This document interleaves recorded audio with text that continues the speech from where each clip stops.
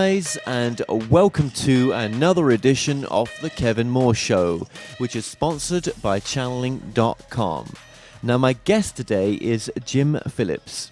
Now, Jim is a highly respected business leader, entrepreneur, life strategist, life coach, inspirational speaker, and author. And while this may seem like a lot of titles or roles that he has taken on, they are all part of his life's purpose, and that is to live in full expression of who he is. Now, he joins me today to discuss his book, The Key to Life, Living in Full Expression. Jim Phillips, welcome to the show. Hi, Kevin. How are you? My pleasure to be here. I'm great, Jim. I'm doing well. Thank you for joining us as well. Now, Jim, you're based in Virginia in the USA. And the book we're going to be discussing today is, well, your latest book. I want to say that it's The Key to Life, Living in Full Expression. Okay. You did do a previous book. We just spoke about that off air, which was From Inspiration to Intention. And that's an ebook that's available on your website as well. So what is your website, Jim? It's livinginfullexpression.com. Okay, wonderful. Okay, we're going to link that in this interview. Also in the description below will be the link to these two books, including more information and your bio down there as well.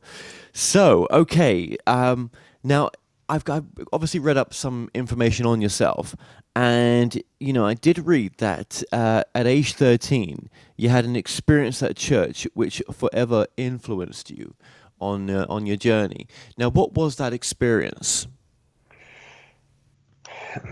It was an experience of sitting in church with my parents. I was born and raised Christian, and I have some siblings as well, but I don't remember why, but for some reason I was the only one that was there with my parents on this particular day.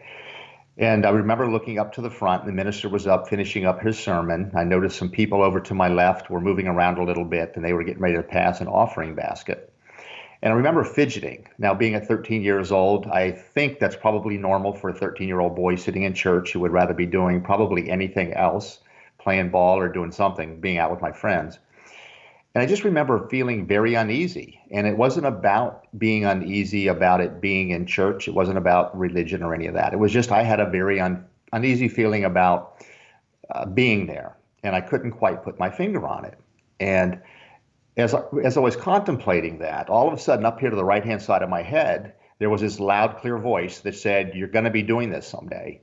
And I remember jerking my head up, looking up to find out the source of the voice. Nothing was there, obviously. I looked at my mom and my dad. Neither one of them had moved. They didn't acknowledge that anything had happened. I looked around me. Nobody else seemed to have heard the voice or acknowledged it. So then, of course, my thoughts were, okay, I must be going crazy. Nobody heard the voice other than me, so I'm not sure that it actually happened.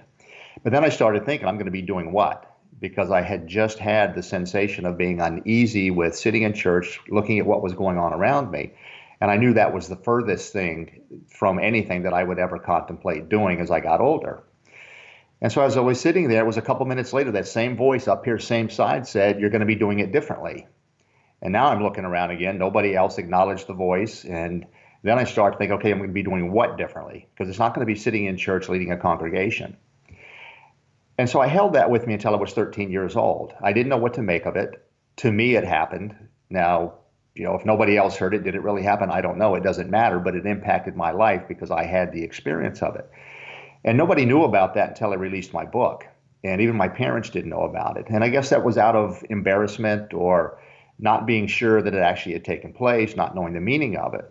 But as I was moving through my life, several things would take place that would lead me to believe that there was a specific message that I had to deliver. And I've been carrying that experience with me throughout my whole life. Right, absolutely. Fast forwarding now to your latest book, The Key to Life. What is the main message of your work to begin with? Let's get that in there.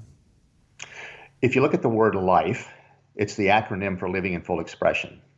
So that's what my work is about. The key to life is living in full expression. Now, people would say living in full expression of what? It's your truth. It's getting to your truth. And as we live moving towards and as our individual truth, in my opinion, we're moving towards the truth, whatever the truth is. And I think that's what we're here to realize.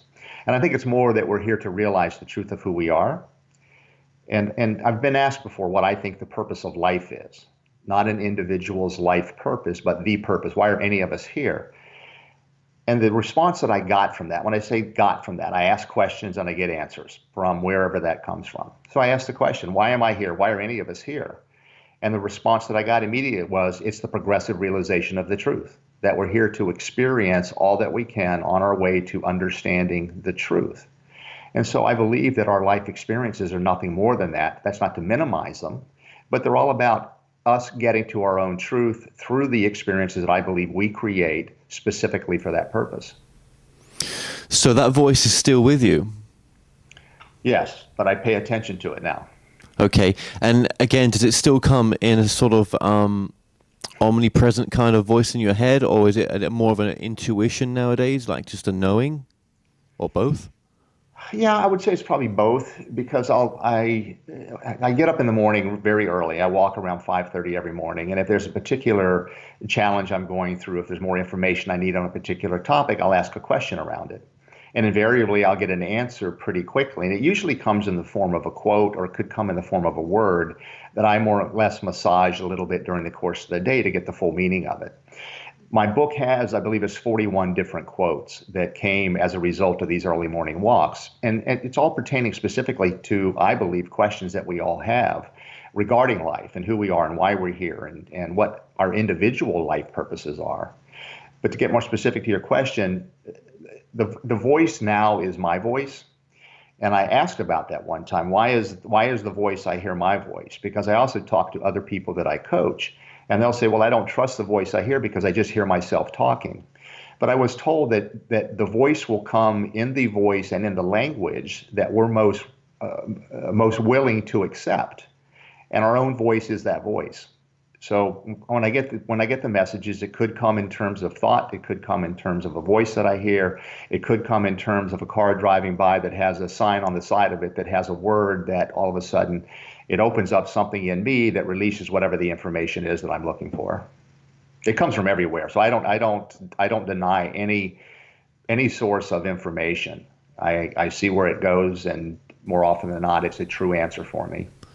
So what is your sort of full-time work right now as well? I've been in the real estate business for over 40 years. So that's what I've been doing. I've been in management. I own my own company for 25 years. I've been coaching with real estate professionals for about that same length of time. So all of that I'm doing right now is all part and parcel of that.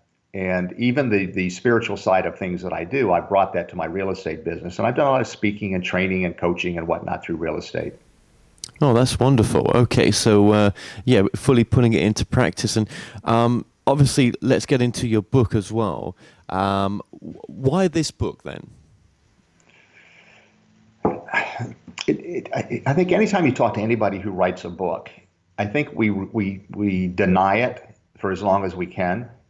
And then all of a sudden it gets to the point where, I'm not going to say it has to be written, but it feels like it has to be written, that the words that you're given, the information that you're given, finally has to come out in form where it can be shared with other people. And I'd been writing down a lot of information on yellow pads and scraps of paper and things like that. And I was looking at it one day, and again, I went for a walk and asked, what am I supposed to do with all of this? And it was to put it in form so other people could benefit from it.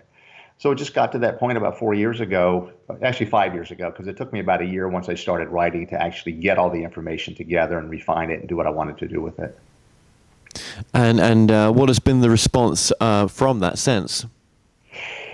The people that have read it, and I say that specifically because it hasn't reached the number of people that I would like it to, but the people that have read it, I've gotten tremendous response from.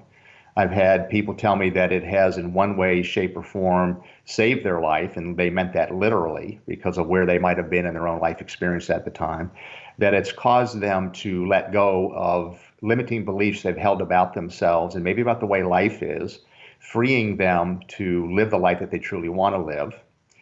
But I think mostly it's about helping people understand that anything that has happened in life, and again, not to minimize this, but anything that's happened in life to any of us is nothing more than an experience. It's not about life beating us up or trying to trip us up or trying to prevent us from living the grand life that I think we all want to live. It's just about everything that happens is an experience. And we are to gain from it what we can as our soul continues to evolve and grow and expand so that we reach, as I said earlier, the truth. And again, whatever that is. And the truth could be different for different people, I'm guessing. Well, I think each individual's truth is different in terms of how we are to live our lives to allow the truth of who we are to come out. I think the truth, the ultimate truth, is going to be the realization of who we truly are. And I believe that answer is we are divine beings, or we can say we are the expression of the divine in human clothing. Yeah, and in all these years, that's your take on it right now. Yep, that's what you Yeah. would. Yeah. Yeah. Um, no, I mean, Nothing else makes any sense to me. I've looked at all different angles, all different ways of people approaching life. I look at the way that we treat each other on this planet. I look at the way we treat ourselves, and none of it makes any sense. And the only way that I can justify it is to say that we are each born, first and foremost, into the perfect circumstances for our soul to live the life it was intended to live so that we can get to the truth of who we are. And that we go through this life experience in full expression of who we believe we are in the moment. And that's the evolutionary part, because who I am right now is not going to be who I am. I shouldn't say who I am. I am who I am already, but I've denied it. So it's a matter of allowing the truth of who I am to be fully experienced and expressed. And then as I continue to have that realization, my experience of life expands. of course, of course. And again, just sum up the book in just maybe a few sentences, in a sense, before we get into it. Sum it up in a few sentences. It's a book to cause people to think and to question why they believe what they believe, whether or not what they believe is true, whether or not what they believe is actually their beliefs, or if it's something that has been imposed upon them by other people or by society. And as we answer those questions, the truth is revealed. And as we know, the truth shall set you free. Yes. Okay. Wonderful. Thank you. Now, obviously, in your book, I believe you talk about discernment in there as well. Why did you add that chapter in this book at the very beginning as well? I think discernment is extremely important in the book itself, but also I think specifically in life right now. There is so much misinformation being put out through social media and through mainstream media and whatever you want to call it, that people are not being discerning with what they attach themselves to, what they attach their beliefs to, what they share with other people. And so, in my opinion, the majority of people on the planet, are the purveyors of fake news, if you want to use that. Because most of the time we're not looking at, well, really what is in the content of this particular piece that I might be forwarding on social media. And I think we have to discern to make sure that anything that we're putting out there is reflective of what we truly believe and that is truly reflective of the truth. And you can only do that through discernment. And it's thinking deeply about, what our beliefs are about ourselves and about life and all of the important questions. And how discerning were you when it came to the information that you put into this book? I was very discerning, but I was also nervous because it was me putting out things into the world in a way that other people had never seen me. So I was concerned about how it was going to be perceived, and I was concerned about whether or not people would think that I just didn't know what I was talking about. But what I have since found is that by following and trusting my higher self, if you will, and in the face of any criticism that I felt I might have received, moving through the whole process of writing the book. But I'll also say that in the midst of writing the book, I had many experiences, but one of which I got to a point where I really started to question why I was writing it. Who was I to think I had something that was going to be a benefit to people, especially the material that I was writing? There's so many other books on spirituality and why we're here and topics of the like. And so I went for my morning walk and I said, I'm having a difficult time with this. Why am I writing this? Who am I to believe that I have something different? There's millions of books and Everybody else has said what needs to be said. Why is mine going to be different? And the immediate response I got was, you wouldn't be inspired to do something if it wasn't intended to be. And that resonated with me really, really deeply. So when I got that message that I wouldn't have been inspired if it wasn't intended, I held on to that as the truth. And I went forward. I wrote the book, I published the book, and let the consequences be what the consequences were. Does discernment come more from love, do you think? If it's more of a loving action, if it's more of a caring action, if it's more of a helpful action? I'm glad you brought that up, because whenever I speak about discernment or anything regarding belief or thought, it's always about coming from the heart.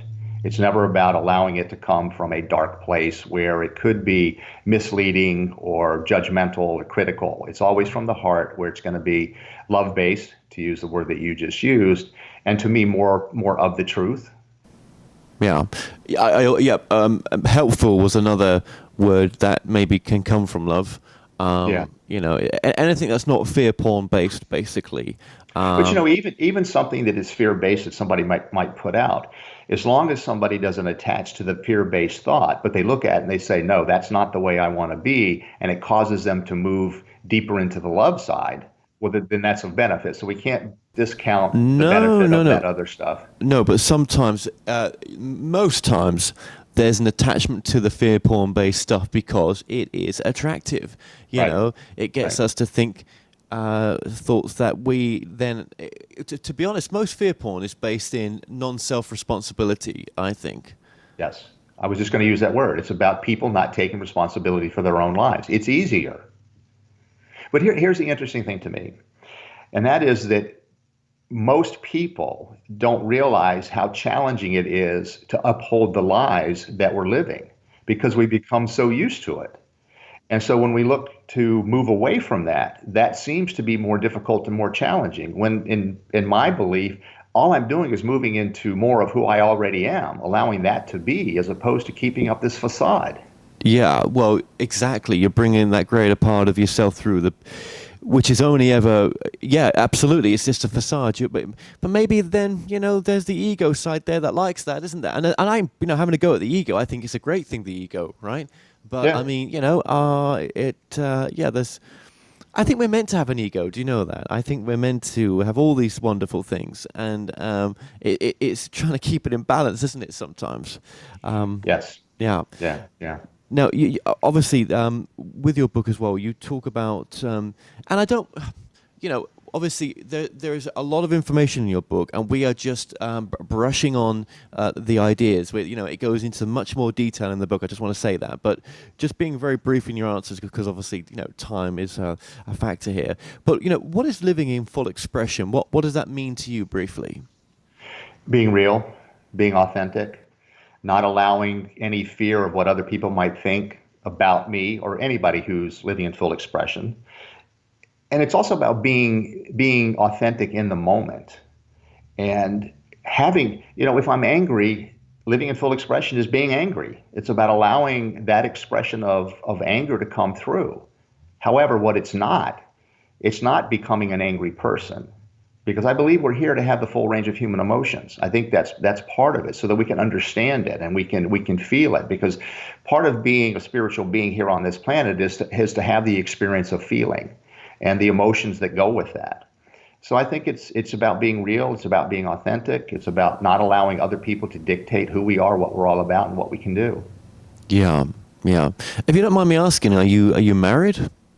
I am not. I'm in a No. relationship, but I'm not married. Okay. And in that relationship, how have they taken what you're doing right now? Very well. Very supportive. Oh, that's great. Yeah, very supportive. That's good. That's good. Because I just get that feeling with you that sometimes when someone like you puts a book like this out, it's you that's going to be tested as well in what Mhm. you have put in this book. So someone opposing might come along. Yeah, it fractured my family. Yeah, Ah, it created big issues in my immediate family, my parents, my siblings, where they didn't understand where I was coming from. Even to the point where I was said, how could I have been born in the same household as my brothers and my sister and have such a totally different perspective on life? And I appreciate them. I love them. I love what they stand for. But I also told them, I said, your life is your life, mine is mine. And I can't answer that question for you other than to say, this is what really resonates with me. And if it resonates with me, I'm going to live in full expression of that. Whatever resonates with you, you live in full expression of that too. And we're each going to be given the opportunities to discover or reveal to ourselves our own truth, whether or not what we believe and what we've been doing and how we've been living in the world is going to be of benefit to us as we continue to expand and grow as a soul.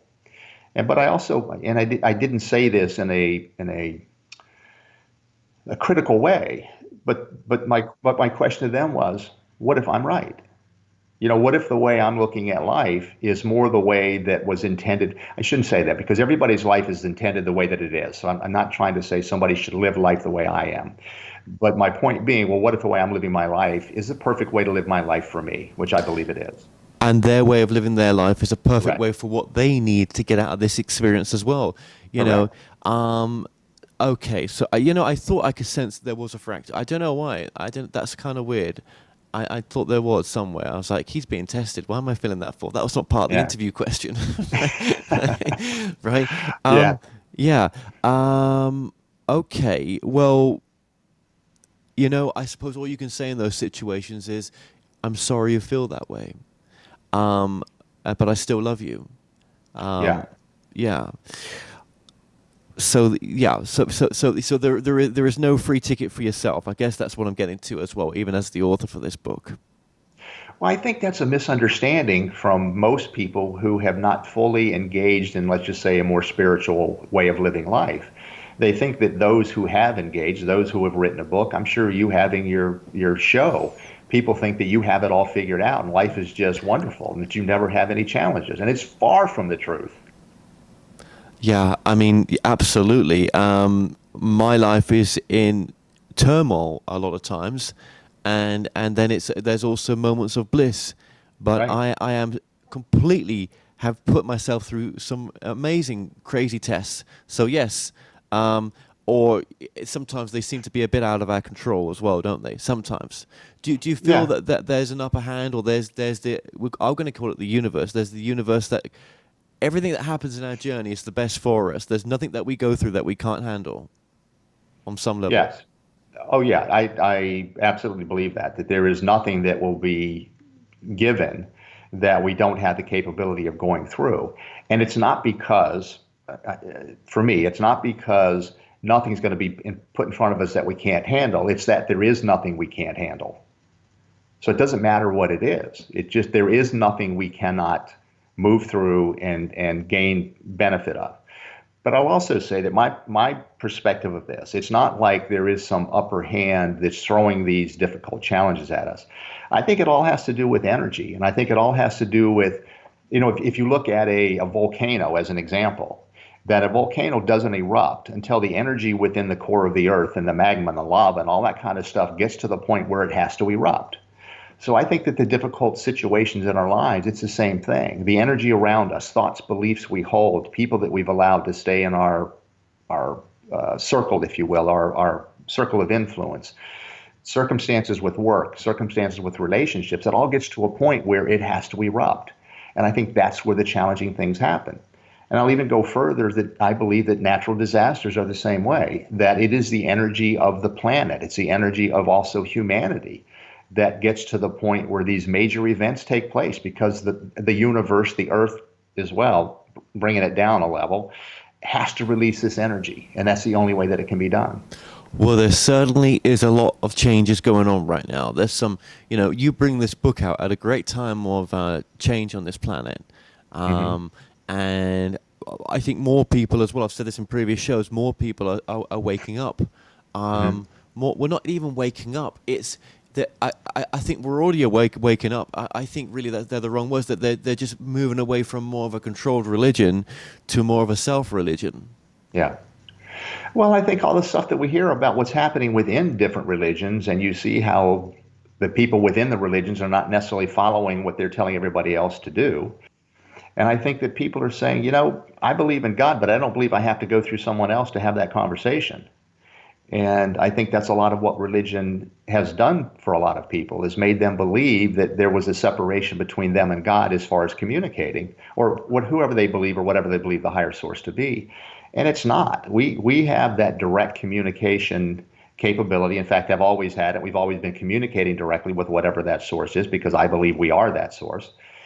And it's a matter of recognizing how truly powerful we are, and that there isn't this need. Now, religion has its place. It's about people getting together and congregating and supporting one another. And there's great things that have happened through it. But I think in terms of the control aspect of it, I think people are realizing that that's just not the way it should be. No, no. God is love. God is forgiveness. But if you're homosexual, you're gonna go to hell. But God is love. Yeah. Um, I don't agree with a lot of things like that. And I think that the God that I see is like you say, we're an aspect of that, having an experience for it, but really separate from it completely at the same time. But and even after all the interviews I've done and all the authors that are out there on this subject, I don't think none of us have the full understanding of it. We're not supposed to. We're supposed to get on with this right now. But I think what books like yours do is allow us to bring teaching information from that space into this present moment. It's about being open. It, you mentioned homosexuals a few minutes ago, and that some people will say that they go to hell. Well, everyone was made from and as God. So that's like saying, okay, well, everything is perfect from God except that. Well, that's a judgment. I believe that God, the universe source, is non-judgmental. So none of that makes any sense to me. No, no, and many other things as well. Yeah. Yeah, yeah. But if that's what is your principles or whatever, God bless you. But that is not mine. Yeah. So, okay, moving on with the book. I mean, everything we're talking about is kind of an aspect of the book, but just moving on with the book as well, because obviously there's a lot of good stuff in this book. Hmm. Now, you speak in the book as well about non-attachment, and, Hmm. and and that's a pretty difficult thing for a lot of people to do in a sense. Yeah, no, it is. But I also think that it is a core principle that would benefit anyone who can live through non-attachment. And basically it means don't allow anything to become, or don't allow yourself to be attached to anything that would cause you to be labeled as something. As an example, people get labeled as their job. Well, they're not their job. So that means if they lose their job, they've lost their identity. Well, that's not true, because that's not who they are. And if you think about it, if you lost everything, or if anybody lost everything that they have attached to, whether it be their house, their car, their home, whatever, the only difference between who they were yesterday and today is they don't have the stuff. They're still the same being that they were the day before. And so the whole point with being non-attached is not become attached to any of these things that would be external. And that means religious dogma. It means political perspectives. It means judgment. It means all of these things that are truly not a part of who we are. I use a quote in the book, and I had found this as a quote that was attributed to Jesus. And he said, "Be ye as a passerby." And what that meant was go through life unattached to everything, as if you're going on vacation. You just go and you have a good time and you experience, you explore, you enjoy, you live it to the fullest, but don't become attached to any of it. And then the other quote that he's been attributed with is, he said, I am in this world, but not of this world. But I think that was meant for all of us, that we are all in this world, but not of this world. And so don't become attached to any of it. It's not who we are. Yeah, yeah. Can we say the same about people attached to people? Oh, yeah, absolutely. And then when I in presentations, I've talked about that, and people say, well, what about your children? And I didn't say don't love people, but I said don't let them be your I don't want to say reason for living, because I've got a son myself, and I get that parental love. But I don't want to be known as his dad. I want to be known as me for who I am, what I do, how I benefit other people. He's an extremely important part of my life. Other people are as well, and I love them dearly.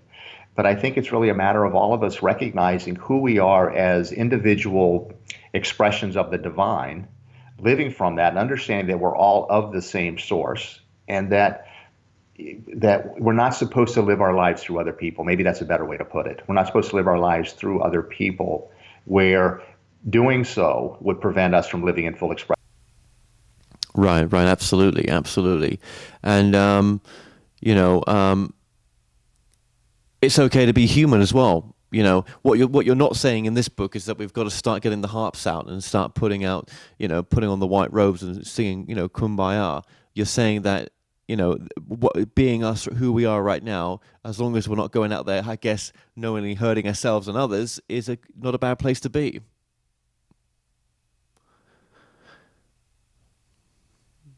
Of what a spiritual being should be. And it wasn't necessarily somebody in a white robe sitting on top of a mountain playing a harp or anything like that, but it was an idealized vision of what I thought somebody should be. And I was struggling to live up to that. I felt like I wasn't that being that I was trying to be and that I was speaking about. So I asked about it during one of my morning walks. And the immediate response I got, and I will say that the divine has humor in it, and I always appreciate that. But the response I got immediately was stop trying to be the perfect human and just be perfectly human. And that's all part of, we're here to have that experience as the embodied divine through this physical body that we've been given. Yeah, yeah. And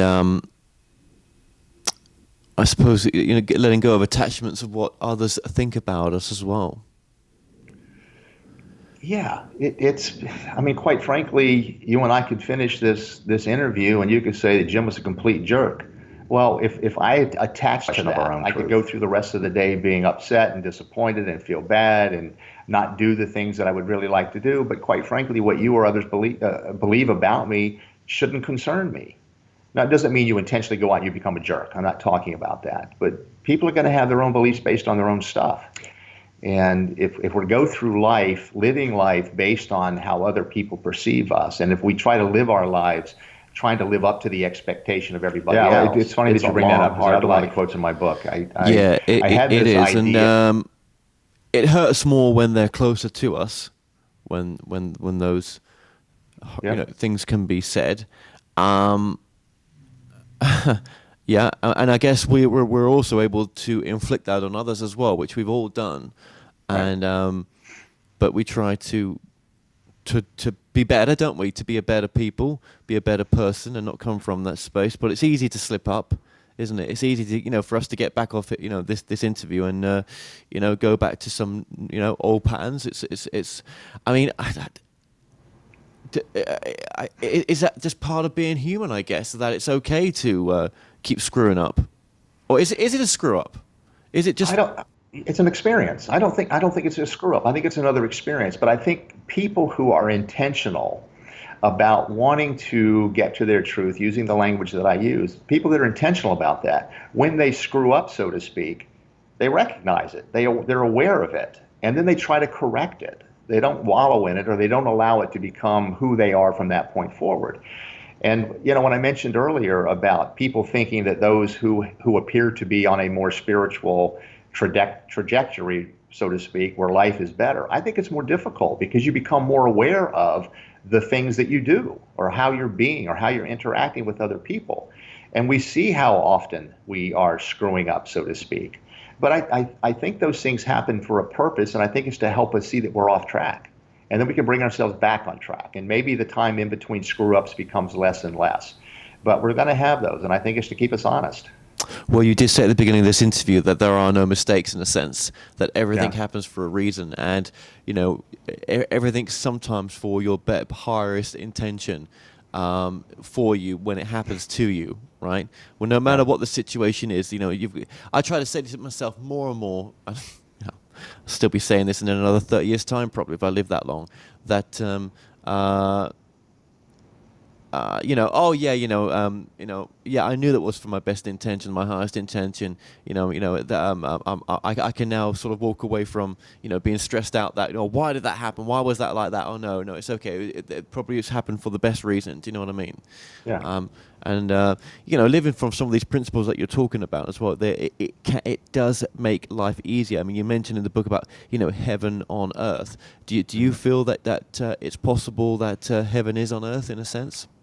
Well, I think what people, if they could get away from the thought that heaven is a place and that it's where they go once they pass on, to the idea that it's a state of mind or it's a state of being, then yes, I believe that absolutely that's what we're here to do, and that is to allow ourselves to live heaven on earth, which is really bringing the divine into our existence, or let me put it, to allow the divine that we are to be what's being fully experienced and expressed, because that would be to me what heaven on earth is, to have that divine experience as that being.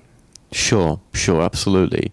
Um, and sort of coming from that space as a divine being, can we divinely live in, with some sort of intention in our lives as well?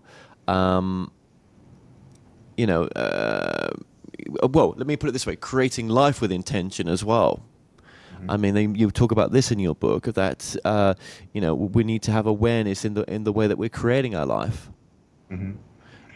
I, I think what a lot of people feel is that when you live intentionally, they feel like you have to constantly be thinking about it. And it's not. It's about, number one, it's about awareness. I think that's one of the key things that we have to do. And maybe awareness is nothing more than saying you have to be present in every moment to recognize what's taking place, to recognize where your thoughts are, to recognize that maybe the actions you're about to take are not in alignment with the experience you truly want to have. And we've all made decisions that have not resulted in the experience we want to have.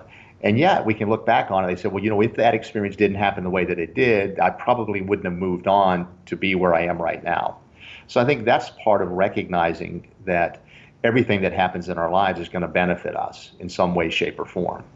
And if we can go into the challenging opportunity, to use that as a different term, but if we can go into the challenging opportunity knowing that there is going to be a benefit, even if it's a benefit in hindsight, we're going to go through it in a different way because we're going to be more available to whatever that benefit might be while we're in the midst of it. It doesn't necessarily make the experience any less difficult. It just means we're more aware as we're going through it. Yeah, yeah. And do you feel that you can,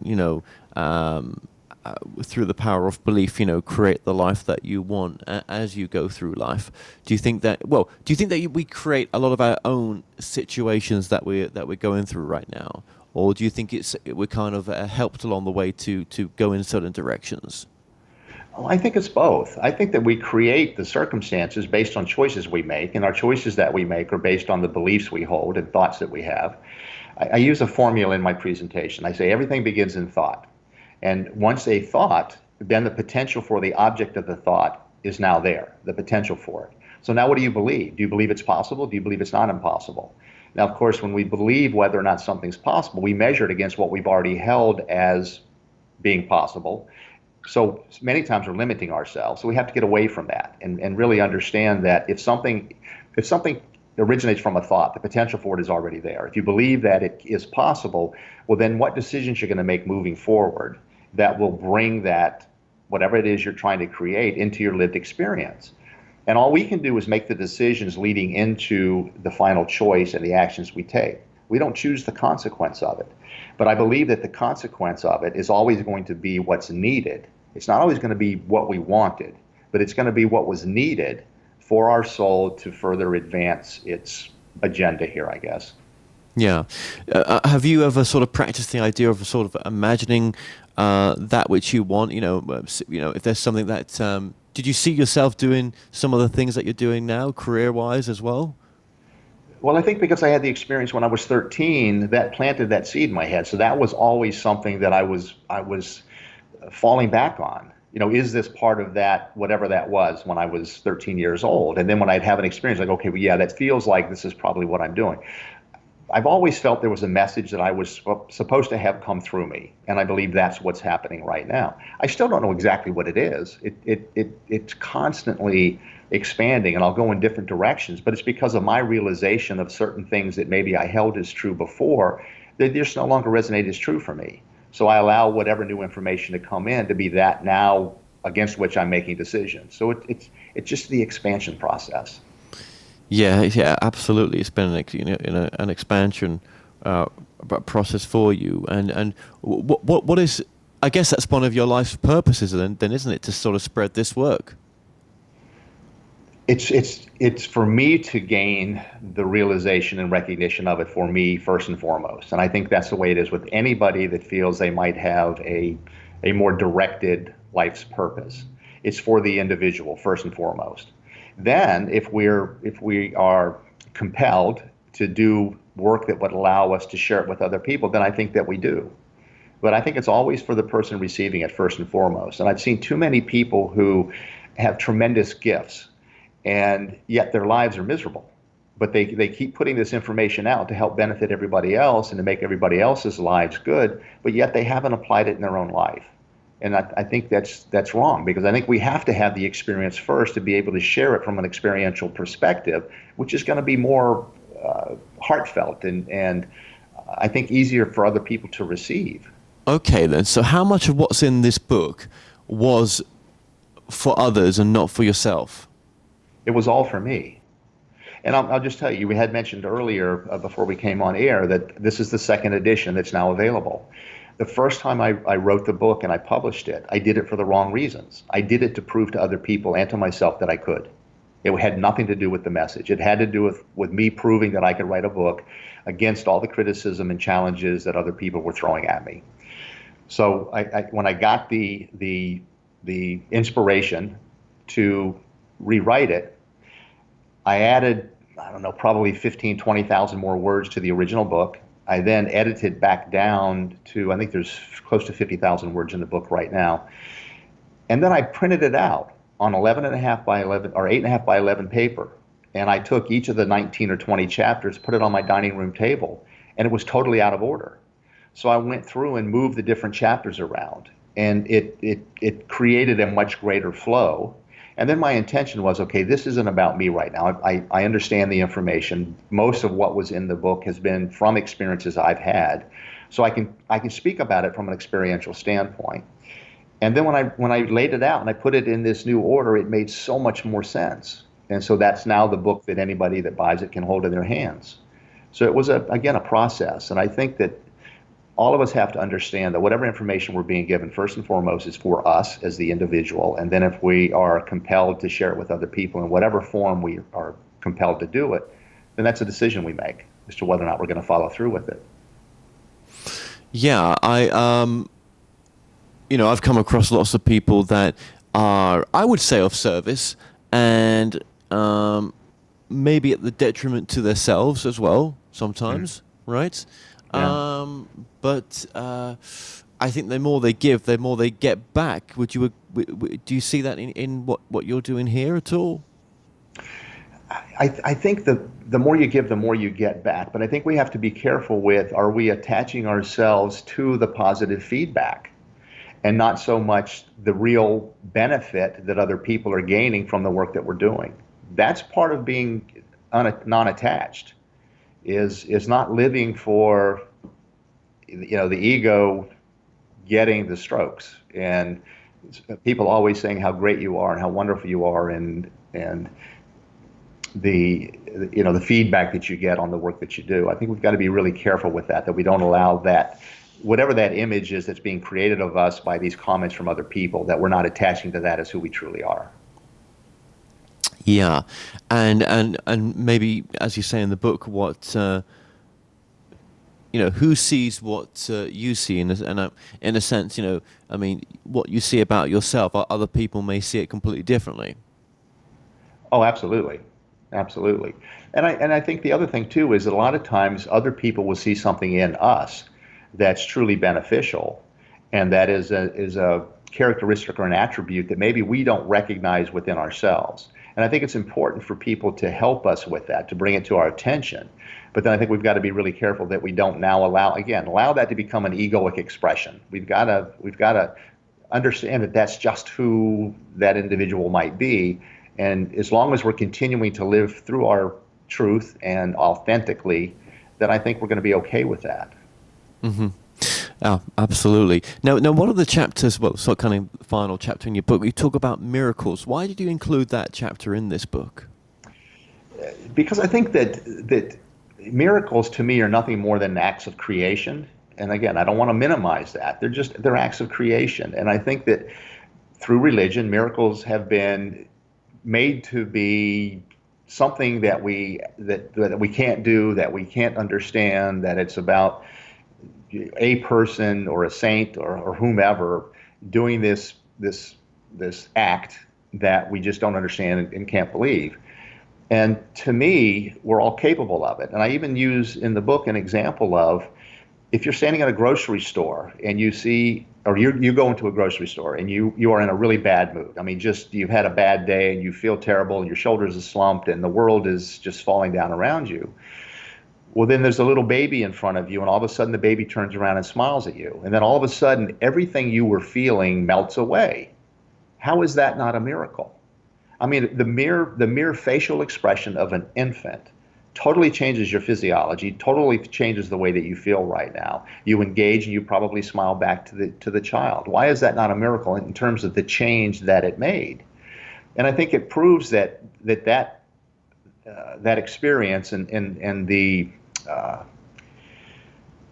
can't think of the word I want to use, the way that one feels once they've let go of all that stress and all that anger and all that whatever. That's who we truly are, and that's how we are to go through life, free from all of that angst and stress and disharmony, I guess, if you will. But then I also look at, well, and this is another example in the book. I can walk out in my backyard today and I just have green grass, but then I can walk out tomorrow and I've got mushrooms growing. Well, how'd that happen? And so that's why I say that miracles happen when the conditions for such are perfect. So, we can look at any of the circumstances we find ourselves in life. They wouldn't happen if the conditions for that event to take place weren't perfect. Nothing can happen out of perfection. We can look at something. We can look at a flower, at a rose, and we can say, let's say the rose has some petals that are crumpled up, or maybe the edges are brown, or whatever the case may be. And somebody would say, well, that's not a perfect rose. Well, that's not true, because that rose is a perfect version of whatever it is, because it couldn't be if it wasn't perfect. You can't have anything that's not perfect. Nothing could exist if it wasn't perfect. Now, it might not be the perfect rose that we're seeing because we're comparing it to another rose that doesn't have brown edges along the edges of the petals. And yet, they're both perfect. Otherwise, they couldn't be. Well, I mean, it's like you talk in your book about the cycles of life as well. You know, it seems to go by so quickly, doesn't it, life? And Yeah. have you got to that point sometimes where you're like, well, what am I doing with my life? I mean, have I achieved everything I really wanted to do? Is this it? Have I lived in purpose? Have I, but it's never too late, is it? It's never really too late, is it, to make changes in your life? No. And I ask that question every day. Am I living in full expression of my truth? Am I doing all that I can to fully experience and express myself, or allow the divine to fully express itself through me? But I think that we've got to be careful that we're not measuring our lives against some ideal, because I think too many people go through life saying my life will only be meaningful if I'm Mother Teresa. If you reach that level of acceptance in the world, I guess. And it's not about that. It's about being who we are and knowing that whatever happens in our lives is a part of us realizing who we truly are. And it's not about how we get recognized on the world stage. Right, right. Or comparing ourselves to others, which is the same thing that you're saying here, right? Right, But, right. anyone that you walk past even today, have you ever considered how much pain they're really in? It looks so glossy from the front, but deeply down, how much are they really upset with so many things? We walk around with invisible pain, don't we? Yeah, yeah. And I've gotten to the point where, regardless of what the outward appearance would be, I recognize that they are no different than me. They're going to have their same challenges in life. They're going to have their same letdowns. They're going to have their same heartbreak. They're going to have their same illnesses. They're going to have successes, and maybe their successes would exceed mine based on what you might look at monetarily or materialistically. Doesn't mean they're a better person. Doesn't mean they're having a better life. It means they're living the life that was intended for them. And I would hope that people would look at me the same way. And that's where we have to get away from judgment, because we don't know what somebody else has gone through or is about to go through or is in the midst of, any more Right. than they know what we're going through. Right, absolutely, yeah, absolutely. But when we want these, we go to see these big houses that people have got, and all this wealth and fame, and there's mega amounts of wealth in America. I'll tell you that, living over here right now as a foreigner. Yeah. But we don't take even our underwear with us when we cross over. We never had it when we came, and everything that someone else has got, they're not. It's not who they truly are. Yes, it's nice to have, that kind of, whatever it is that you're looking for, in that wealth. But, it can be taken away from any of us at any time, can't it? Yeah. And we hear stories all the time about mega wealthy people who all of a sudden have a devastating illness come upon them. And regardless of the amount of money they have, it ain't going to change the situation. And yet they would say, I would give away everything that I have to have my health back. So it puts it in perspective. But I also know, being in the real estate business, there's a lot of people with big houses that are stressed out every day about how they're going to make their mortgage.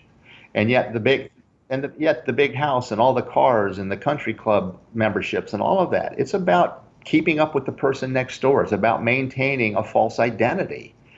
And that's the stress of life. And that's what I was talking about earlier too. And that's maintaining the lie. And the lie is pretty much how each of us present in this world, how we project. Instead of being real, instead of allowing the truth of who we are to be the expression and to be the way that we're perceived by others in the world. Sure, sure. Yeah, that's so true. I could have come on this interview and talked about my issues today, and so could have you yourself. Of course you could have done. Obviously, we're here to talk about your book, but I think what we're saying here is that both myself and you will get off this conversation, and there are major problems that are struggles that we're going through, just as the people watching this. But by applying some of the teachings that have come through you with this information, and yes, it's information that's out there already, but you're saying it in your way. This is your journey that's coming through in this information, and that's what makes it unique. That if you can do it and come through to this space, then others can apply it to their life as well, and just to see what it does to them. Yeah, and that was one of the questions I had when I was writing the book. It's why me? And what I was told was that there are many, many voices that have been heard. There's many, many voices that need to be heard, and mine is just another one of those voices. And the people that are intended to hear what I have to say will hear what I have to say. Those who are not intended, or those that might hear it and not have it resonate with them, okay, maybe a seed was planted, and somewhere further down their life path, they're going to have something happen. They might not remember that it was me that made a comment, or that maybe wrote the book that helped them gain a realization, but it's still going to have an impact. And that's all we can ask for, is living our lives as who we are. We're going to impact people whether or not we're aware of it. We might not get acknowledged for it, but I think we just need to get to a point where we realize that is going to happen, and is happening for all of us. Okay, well, we're just coming towards the end, obviously, of this interview, Jim, and I just want you to reiterate your website one more time for the podcast as well. It's livinginfullexpression.com. Wonderful. Okay, so for those listening to the podcast, please do check out his site, and I believe there are some freebies on that site which people can sign up for as well. Yes, there are. I have quite a few ebooks and articles, things of that nature that they can sign up for. Okay, and again, are you contactable on that site? Yes, I am. Okay, so all my contact information's on there if anybody wants to reach out to me directly. Okay, well that's great because some people may do once they've looked at your work. And also, this book I just want to say is available from all good bookstores, including all your local book chains as well. But I have linked it below. And is there a final message, Jim, that you'd like to give? It's one that I like to that I give. I'm not going to say every time I do an interview like this, but I think it's extremely important. And that's for people to recognize that they are more powerful than they believe themselves to be. They are more powerful than they give themselves permission to be. And now is the time to give yourself permission. Wonderful. Basically get out of your own way. Oh, that's a good one. Yeah, get out of your own way. Yeah, absolutely. Well, listen, Jim, I've thoroughly enjoyed having you on. I think it's been an enlightening conversation for so many reasons. And I just want to say thank you for what you're doing and thank you for coming on today. Thank you. I really appreciate it. Enjoyed it as well.